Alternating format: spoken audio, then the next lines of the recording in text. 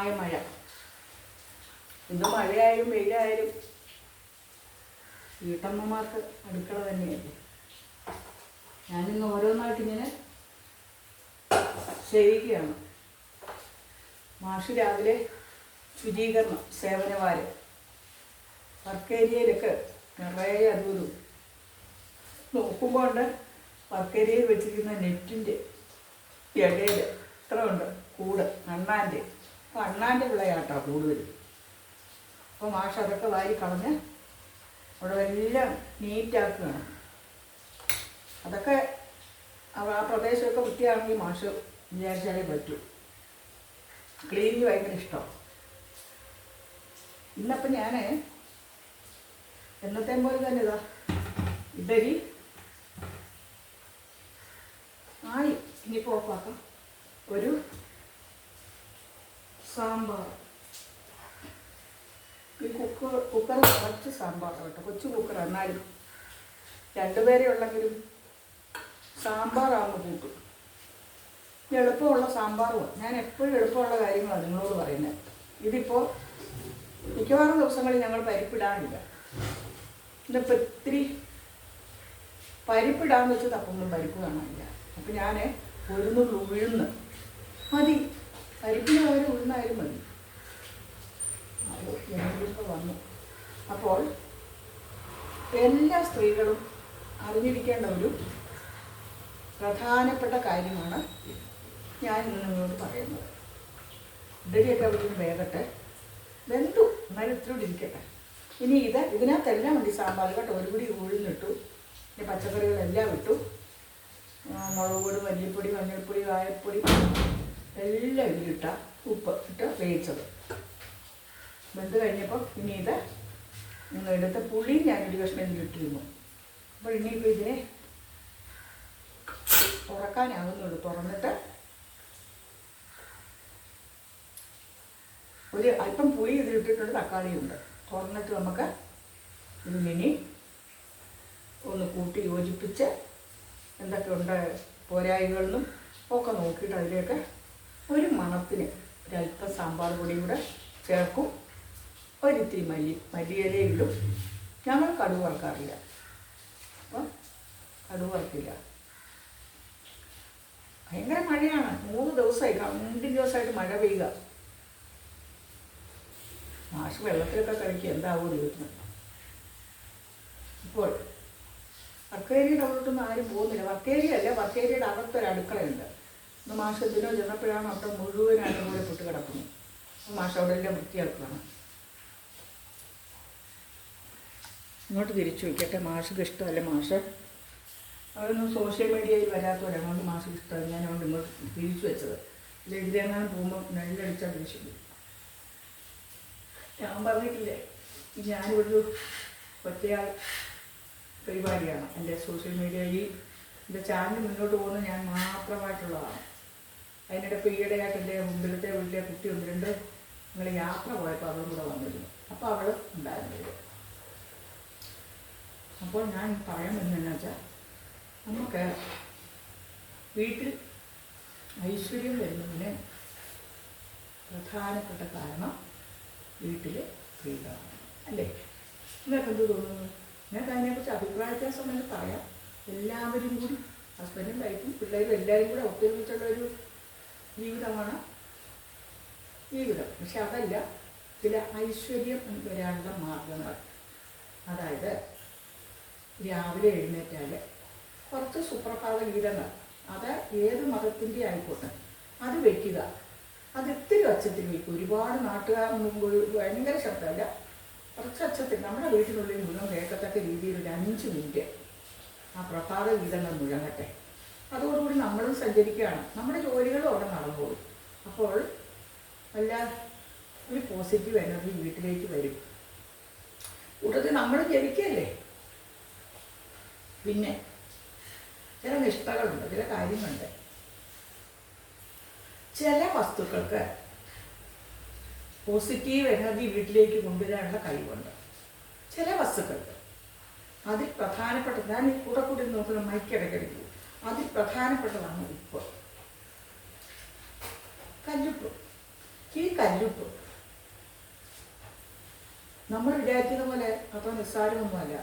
Pressure കൂട്ടാൻ മാത്രമുള്ളതല്ല, വീട്ടിലെ ഐശ്വര്യം കൂട്ടാനും കല്ലുപ്പിന് കഴിയും.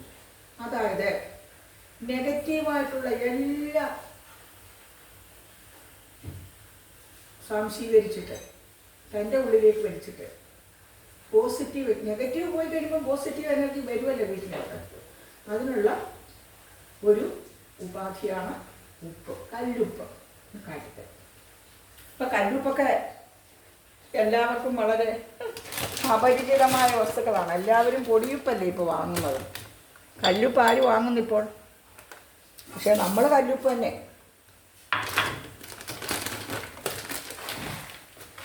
നമ്മൾ കല്ലുപ്പ് തന്നെയാണ് വാങ്ങി ഞാൻ പൊടിച്ചു വയ്ക്കും.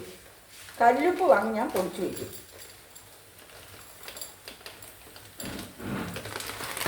പിന്നെ ഞാൻ ഉപ്പുചട്ടിയുണ്ട്. പണ്ടത്തെ വീടുകളിലൊക്കെ ഉപ്പുവാർന്ന് പറയും, ഉപ്പുചട്ടി. ഇവിടെ ഉപ്പുചട്ടിയുണ്ട്, വലിയൊരു കുപ്പിയുടെ ബൗള്. ആ ബൗളിൽ ഞാൻ ഉപ്പ് കലക്കി, കല്ലുപ്പ് കലക്കിയും വെച്ചിട്ടുണ്ട്. അതൊരു ഐശ്വര്യമാണ് വീടിന്. നോക്കൂ, ഇത് കല്ലുപ്പ് കേട്ടോ. ഈ കല്ലുപ്പ് ഇതാ ഒരു ചില്ല് പാത്രം, പൊട്ടുന്ന പാത്രം, പ്ലാസ്റ്റിക്കും അലുവനും ഒന്നും വേണ്ട കേട്ടോ. കല്ലുപ്പിനെ നമ്മൾ ഒരു ചില്ല് പാത്രത്തിലോ ചില്ല് ഗ്ലാസ്സിലോ ചില്ല് ബൗളിലോ ഏതിലേക്കും ഇത് എടുക്കണം. എടുത്തതിന് ശേഷം നമ്മൾ എപ്പോഴും തട്ടിമുട്ടി കൈ കൊണ്ട് പൊട്ടാത്ത രീതിയിൽ അത് ഒരു സ്ഥലത്ത്, ശരിക്കും പറഞ്ഞാൽ ഇത് വീടിൻ്റെ എൻട്രൻസിൽ വെക്കേണ്ടതാണ്. പക്ഷേ എൻട്രൻസിൽ നമ്മൾ വെക്കില്ല. വീടിൻ്റെ സിറ്റ് ഔട്ട് എന്നൊക്കെ ഇപ്പോൾ പറയും. പണ്ട് വരാണ്ട, കോലായ, തിണ്ണ എന്നൊക്കെയല്ലേ പറയുന്നത്. ആ തിണ്ണയ്ക്ക് കതവ് തുറക്കുന്നതിൻ്റെ മുമ്പിലായിട്ട്, വെളിയിലല്ല ഉള്ളിൽ വയ്ക്കണം. ഇതിപ്പോൾ നമ്മൾ അതിന് മെനക്കെടണ്ട. നിങ്ങൾ തീർച്ചയായിട്ടും ഇത് ചെയ്യണം, ചെയ്യാത്തവർ. കണ്ട അന്ധവിശ്വാസങ്ങളിലേക്കൊക്കെ പോകുന്നതിന് വരുന്ന വിശ്വാസങ്ങളിലേക്ക് വരും. ഇതൊക്കെ സയൻസാണ്. നമ്മുടെ ബെഡ്റൂം ഉണ്ടല്ലോ, ബെഡ്റൂമിനകത്തേക്ക് നമ്മൾ എപ്പോഴും പോകുന്നില്ലല്ലോ. ആ ബെഡ്റൂമിൻ്റെ ജനലിൻ്റെ ഒരു ഫിറ്റ് കാണില്ല, അവിടെ വയ്ക്കുക. ജനൽ തുറന്ന് കിടക്കട്ടെ. ഇതിന് പ്രകൃതിയുമായിട്ടൊരു യൂണിവേഴ്സൽ ഒരു പവറാണിത്. പ്രകൃതിയുമായിട്ട് ഒരു അട്രാക്ഷൻ ഉണ്ടാകുന്ന സ്ഥലത്ത് വയ്ക്കണം. അപ്പോൾ ഒരു കല്ലുപ്പ് നമ്മൾ ഒരു നല്ല ചില്ല് പാത്രം, ഒതുങ്ങിയിരിക്കുന്ന പാത്രം, ഇങ്ങനത്തെ അല്ല ചെറിയ ബൗള്, ഇതിലേക്ക് എടുത്തിട്ട് നമ്മൾ കിടക്കുന്ന റൂമിൻ്റെ, ഏത് റൂമിൻ്റെ ആയാലും ആയിക്കോട്ടെ, എപ്പോഴും പോയി തട്ടുകയും മുട്ടുകയും ചെയ്യാത്ത റൂമിൽ ഇതിൻ്റെ ജനലിൽ കൊണ്ട് വയ്ക്കുക. ആ ജനൽ തുറന്നിടണം. കാരണം വെളിയിൽ നിന്ന് പ്രപഞ്ചവുമായിട്ട്, ഈ പ്രകൃതിയുമായിട്ടൊരു സമ്പർക്കം ഉണ്ടാകണം. അങ്ങനെ വയ്ക്കുക. രാത്രിയാകുമ്പോൾ നമ്മൾ കിടക്കാൻ പോകുമ്പോൾ നമ്മൾ അതിലൊന്ന് തൊടണം. അതിൽ തൊടുമ്പോൾ നമുക്ക് നമ്മുടെ ശരീരത്തിൽ ഉണ്ടാകുന്ന ഒരു നെഗറ്റിവിറ്റി ഉണ്ടെങ്കിൽ അത് പോകാനാണ്.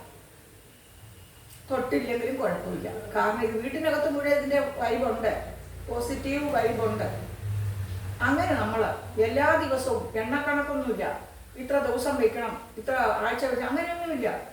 എല്ലാ ദിവസവും നമ്മളിത് മാറ്റി കഴിയുമ്പോൾ വീണ്ടും ഈ ദൂഷിപ്പെല്ലാം വരികയല്ലേ. ഉപ്പിനെല്ലാ ദൂഷിച്ച വസ്തുക്കളെ അലിയിക്കാനുള്ള ശക്തിയുണ്ട്. പണ്ടുകാലം മുതലേ ഉള്ളതാണ്.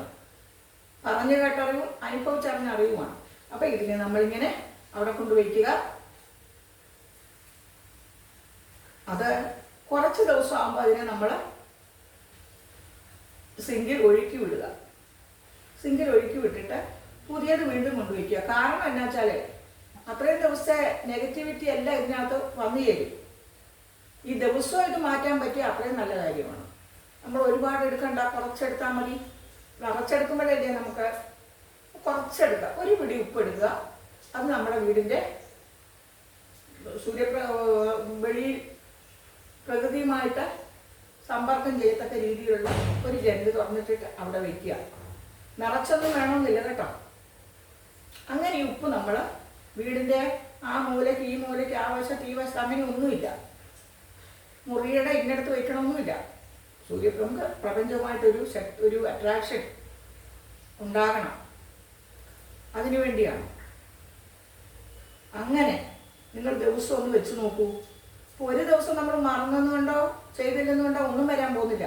പക്ഷെ കഴിയുന്നിടത്തോളം നമ്മൾ ഒരു പിടി ഉപ്പെടുത്ത് ഒരു ഓപ്പൺ പാത്രത്തിൽ ചില്ല് പാത്രത്തിൽ വീടിനകത്ത് എവിടെയെങ്കിലും നിങ്ങൾക്ക് കൺവീനിയൻ്റ് ആയിട്ടുള്ള സ്ഥലത്ത് വയ്ക്കുക. പക്ഷേ പ്രപഞ്ചവുമായിട്ട് ജനല് തുറന്നിട്ടിരിക്കണം. പ്രപഞ്ചവുമായിട്ട് ഉള്ള പ്രപഞ്ചത്തിലെ ഒരു നെഗറ്റീവും ഇങ്ങോട്ട് കടക്കാതിരിക്കുക. അങ്ങനെ നിങ്ങൾ ദിവസവും ചെയ്യൂ. നമ്മളിലും ഒരു പോസിറ്റീവ് എനർജി വരും. നമ്മുടെ ഗൃഹത്തിലും പോസിറ്റീവ് എനർജി നിറഞ്ഞു നിൽക്കും. ഇത് ഞാൻ നിങ്ങളോട് പറയുന്നത് ഇത്ര നാൾ നിങ്ങൾ ചെയ്തിട്ടില്ലെങ്കിൽ ചെയ്ത് നോക്കൂ. നമ്മൾ അതിലൊന്ന് വിശ്വസിക്കുകയും വേണം. ഈ ഉപ്പ് ദുഷിച്ച എല്ലാത്തിനെയും അലിയിച്ച് കളയാനുള്ള ശക്തി ഉണ്ടെന്നുള്ള കാര്യം നമ്മൾ ചിന്തിക്കണം. ചിന്തിച്ചിട്ട് ചെയ്യൂ. സ്ത്രീകൾക്ക് ഒരുപാട് കാര്യങ്ങൾ വീട്ടിൽ ചെയ്യാനുള്ളതായിട്ടുണ്ട്. നാമജപം വളരെ അത്യന്താപേക്ഷിതമായിട്ടുള്ള കാര്യമാണ്. നമ്മൾ നാമം ജപിക്കുമ്പോൾ കുട്ടികളും അത് ശീലിക്കും.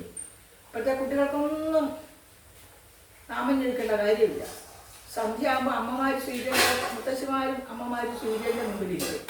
അപ്പോൾ കുട്ടികൾ അവർക്കിഷ്ടപ്പെട്ടത് മൊബൈലിൽ നോക്കിക്കൊണ്ടിരിക്കും. പ്രപഞ്ചത്തിൽ നടക്കുന്ന ഒന്നും ഈ സീരിയൽ കാണുന്ന നേരത്ത് അവരറിയുന്നില്ല. പരിസരം മറന്നിരിക്കുകയാണ്. അപ്പോൾ കുഞ്ഞുങ്ങൾ എന്തൊക്കെ ചെയ്യുന്നുള്ള ഒന്നും അറിയുന്നില്ല. പിള്ളേർക്കും സൗകര്യമായി. അപ്പോൾ നമ്മൾ കുട്ടികളെ സന്ധ്യസമയത്ത് വിളക്ക് കൊടുക്കുന്നത് അവർ കാണണം. വീട്ടിലുള്ളവർ നാമം ജപിക്കുന്നവർ കാണണം. അവർ നല്ല നല്ല അനുഷ്ഠാനങ്ങളും ശീലങ്ങളും കുട്ടികൾ പഠിക്കട്ടെ.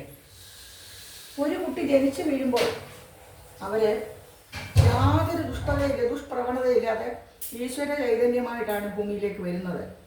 പിന്നെ ചെറുത്താൻ്റെ അംശം അവരിലേക്ക് നമ്മളാണ് അടിച്ചേൽപ്പിക്കുന്നത്.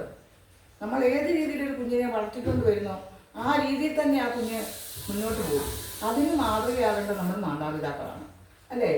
അവരുടെ ആരാധന പുരുഷനും സ്ത്രീയും അച്ഛനും അമ്മയാണ്. അപ്പോൾ അച്ഛനും അമ്മയും ചെയ്യുന്നതെല്ലാം നല്ലതായിട്ട് തന്നെ അവർ ചിന്തിക്കും.